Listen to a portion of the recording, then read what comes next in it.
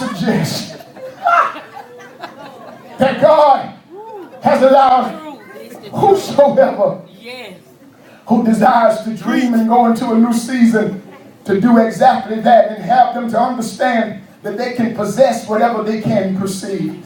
The question that plagues our minds this morning is, preacher, what lessons can we learn from the life of Joseph that will help us make our dreams a reality? Maybe I can hit you with one of them, and then we'll come back next time and I'll finish the others. The first thing a dreamer must understand is that a godly dream is always beyond your reality and your reach. I say it again. A godly dream, whenever God gives you a dream, it's always going to be beyond your reality and beyond your reach. Which means it's nothing you can do by yourself. But a real dream is so big until it requires the assistance and the divine intervention of God in order for the dream to become a reality. Look at the 5th verse. Let me show you something. The Bible says, and Joseph dreamed a dream. Why does not the writer Moses write it like this? Here is how we would understand it. And Joseph dreamed. But watch this. He said Joseph dreams a dream. A dream.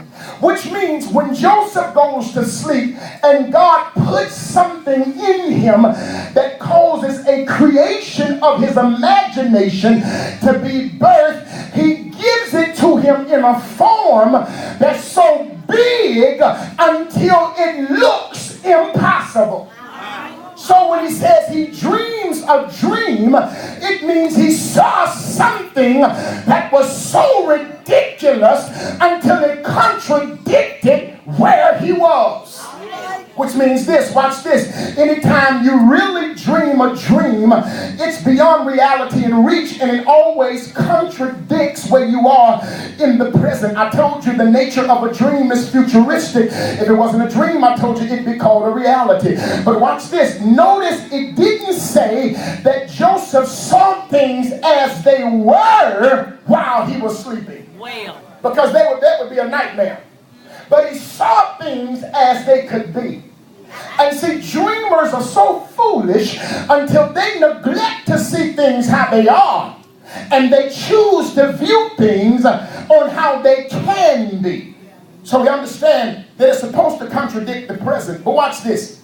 Since it's beyond your reality and reach, it's always going to attract persecution. Look at the 5th verse again. That's right. He tells his brothers the dream, and they hate him even the more. Because when you tell the wrong people the right stuff, what happens is they can't see what you saw, so they automatically don't believe what you said. And you don't spend time with simple, small-minded people trying to convince them that God did show you something, because they weren't there when God showed it. So you don't have to convince them that God said it. All you got to do is show them God said it when it becomes a reality in your situation. Watch this.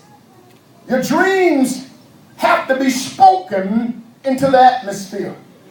God, can I just give you just he's going to give it to us anyway. Watch this. Watch this. Not only is a godly dream beyond your reality and reach, but the second thing Joseph teaches us is that our dreams must be recited and rehearsed. Look at the 6th verse. And he said, and he said, and he said unto them. Which meant he had the nerve to tell his dream to folk that he already knew didn't like him. That's right, that's right. Ooh, watch this. He said unto them, he said, I pray you hear this dream which I have dreamed. And simply I'm saying this, a dreamer has to ensure that their dream is recited as a proclamation. Watch this. Now, Johnson, the text doesn't say, and he asked them. It wasn't an interrogative.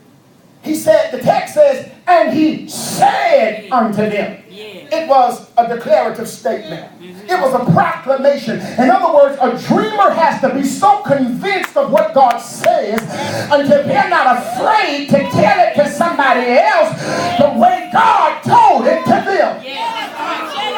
Problem with us, we too scared. Folk gonna look at what we have. I'm not concerned about you talking about what I look like now, because my dream has very little to do with what I look like now. My dream has everything to do with what I will look like in the future.